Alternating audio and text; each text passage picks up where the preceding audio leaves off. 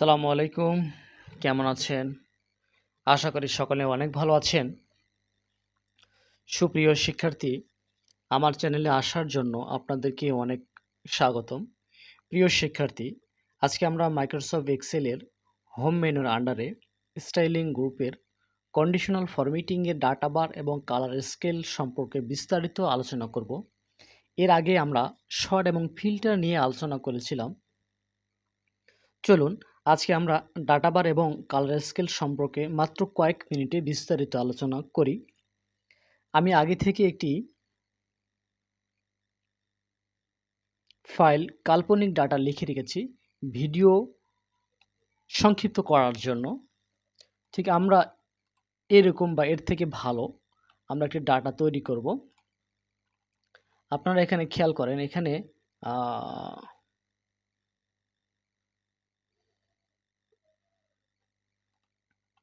এই যে ডাটা বারগুলো রয়েছে এটা কিন্তু মূলত এরকম ছিল, হওয়ার কথা ছিল। আচ্ছা,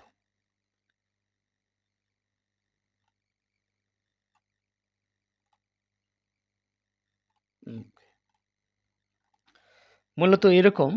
অর্থাৎ প্রথমে আমরা ডাটা বার যেটা, এটাকে আমরা একটু সুন্দর করে নেব, দেখার জন্য নিয়ে নিলাম মার্জিন সেন্টার দিয়ে। ঠিক এটাকেও আমরা নিয়ে নিলাম, এটা একটা কোম্পানি যেহেতু কাল্পনিক, ডিএসএম কোম্পানি এলটিডি। আচ্ছা, এখন আমরা সেলস রিপোর্ট এটাকেও আমরা নিয়ে নিলাম। এরপরে সেলস ডিটেলস যেটা রয়েছে এটাকে আমরা মার্জ অ্যান্ড সেন্টার করলাম। এখন আমরা যেটা করব, প্রথমে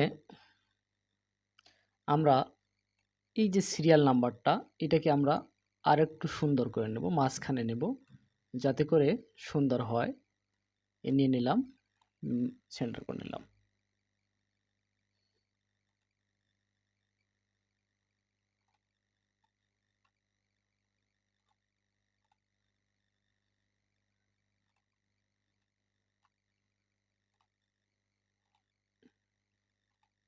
দেখেন এখন কিন্তু অনেক মোটামুটি সুন্দর হয়ে আসছে। ওকে, আমরা এটাকে এখন একটা কালার দেব। আমরা কালার নিয়ে যেহেতু বলেছিলাম যে কালার সম্পর্কে আমরা শিখবো, জানবো। এরপরে এটাকে আমরা, আমার এখানে 5টা ডিস্ট্রিক্ট রয়েছে। মূলত এটি একটি সেলস রিপোর্ট, আমরা কাল্পনিক সেলস রিপোর্ট তৈরি করতেছি। ওকে, নিয়ে নিলাম। এখন আমরা যোগ করা শিখব। প্রথমে এর আগে কিন্তু আমি যোগ নিয়ে 5টি ফর্মুলা দিয়েছিলাম যে কিভাবে যোগ করা যায় সংক্ষিপ্তভাবে। তার মধ্যে থেকে আজকে আমরা আরেকটি যোগ করা শিখব। এখানে প্রথমে এভাবে সমান সমানকে পুরো সিলেক্ট করে নিলাম। এরপর আমরা অটো সামে আসবো। বাস মাত্র কয়েক সেকেন্ডে কিন্তু আমাদের যোগফল হয়ে আসতেছে।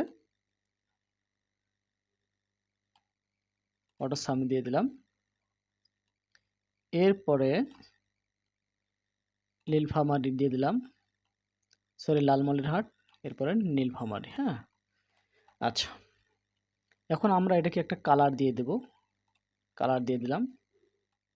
এটাকেও আমরা একটা কালার আওতায় নিয়ে আসতে পারি। এটাকে আমরা কালার দিয়ে দেব বোঝানোর জন্য সুন্দরভাবে।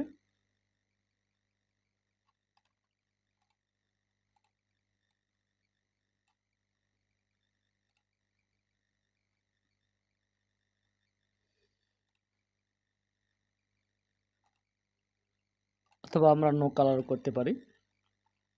ওকে, এখন যে এখানে দিনাজপুর রয়েছে, এই দিনাজপুর এই নিচে যে তার টোটাল সেলসটা রয়েছে ঠিক এইখানে ওটা হবে, তাহলে যোগফলটা আসবে। আমরা কি লিখবো? সাম, SUM, সাম লেখার পরে যতটুকু এরিয়া আমাদের প্রয়োজন আমরা ব্র্যাকেট ক্লোজ করে এন্টার দিয়ে দেবো। দেখেন এখানে কিন্তু অটোমেটিক যোগটা হয়ে গেছে। এরপরে কুড়িগ্রাম আবার সমান সমানকে কল করব, সমান সমান করবো সাম, SUM, সাম নিলে এরপরে আমরা কি লিখবো? কুড়িগ্রাম, যেহেতু এটা এখান থেকে আমরা সিলেক্ট করে নিয়ে নেবো, এন্টার দিয়ে দেবো। এরপরে গাইবান্ধা সমান সমান আবার সাম লিখবো, SUM, সাম। আমরা কোথায় লিখবো? গাইবান্ধা, গাইবান্ধা ডিস্ট্রিক্টের যে ডাটাগুলো রয়েছে এটাকে আমরা নিলাম, এন্টার দিয়ে দিলাম। লালমনিরহাট, ওকে, এখানে SUM সাম লালমনিরহাট, হ্যাঁ এটাকে নিয়ে নিলাম আমরা। ওকে, ইন্টার দিয়ে দিলাম। এরপরে নীলফামারী, SUM সাম নীলফামারী, যেটা ঠিক ওই জায়গায় নিয়ে আমাদের সিলেক্ট করে নেব, ইন্টার দিয়ে দিলাম। এখন আপনারা এখানে খেয়াল করেন, এখানে কিন্তু একটা বিষয় কাজ করতেছে, সেটা হচ্ছে যে যদি আমার এখানে কোথাও ধরেন যেখানে আমার জিরো আছে, হ্যাঁ জিরো থাকার সঙ্গে পরে কিন্তু এখানে যে টোটাল যোগফলটা 900, এখানেও কিন্তু 900 হবে। অর্থাৎ সেলস রিপোর্ট নিচে যেটা আসতেছে আমরা ঠিক এখানেই চমৎকারভাবে দেখতে পাচ্ছি। তো এখন আমরা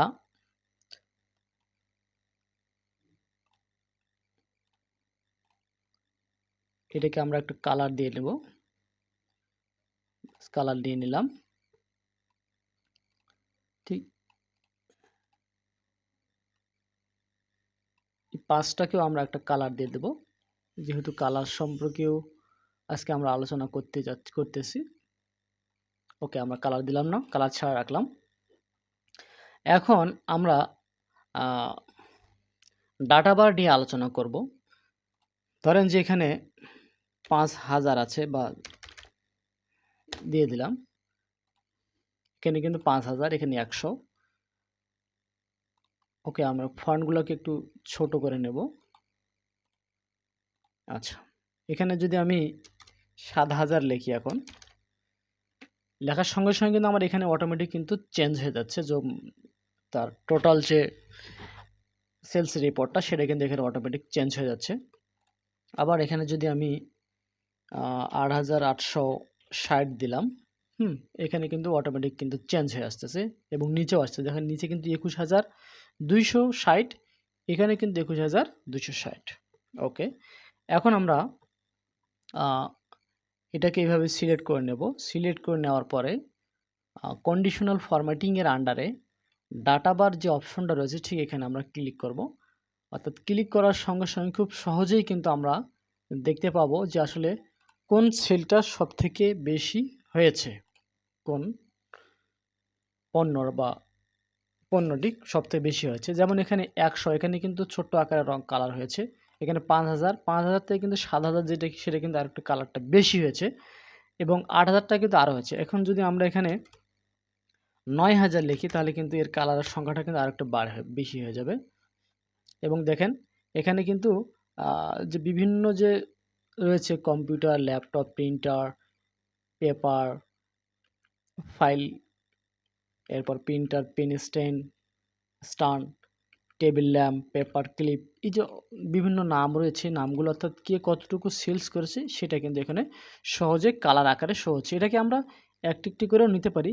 আবার আমরা যদি চাই যে এইভাবে পুরোটাকে সিলেক্ট করে নিয়ে এক একটা এক এক কালার দেবো, সেটাও কিন্তু সম্ভব। মনে করেন যে আমরা এখন আমরা আবার আসলাম, আসার পরে আমরা দেখেন আমরা যদি এখানে আসি, এখানে যে কালারটা দেব সেই কালারটাই হবে। আমরা এবার এই কালারটাকে নিব, এর পরেরটাকে আমরা 6টা ডিস্ট্রিক্টের 6টা কালার হিসেবে নেব, চমৎকারভাবে বোঝার জন্য, জানার জন্য। ডাটা বার আসলাম, আবার আমরা এটাকে নিয়ে নিলাম। এরপরে আমরা ওকে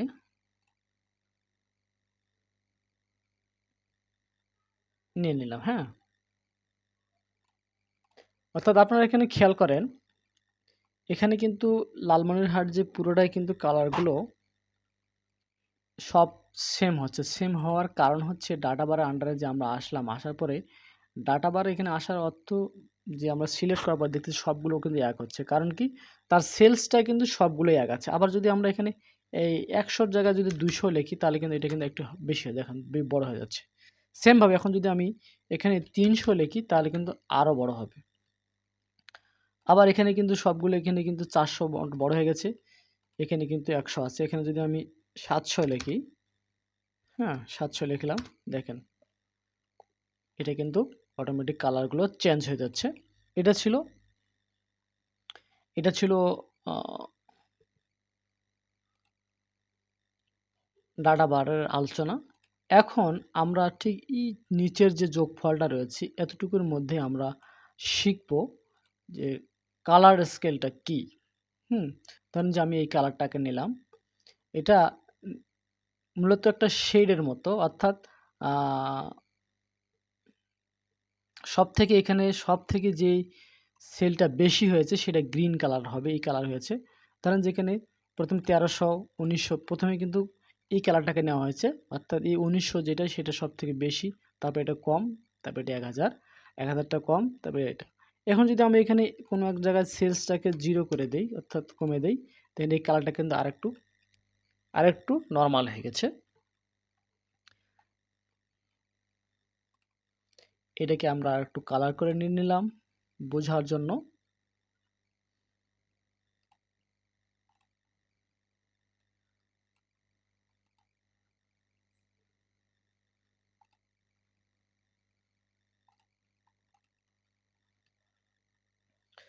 তো প্রিয় শিক্ষার্থী বন্ধুরা, আশা করি আপনাদের ভিডিওটি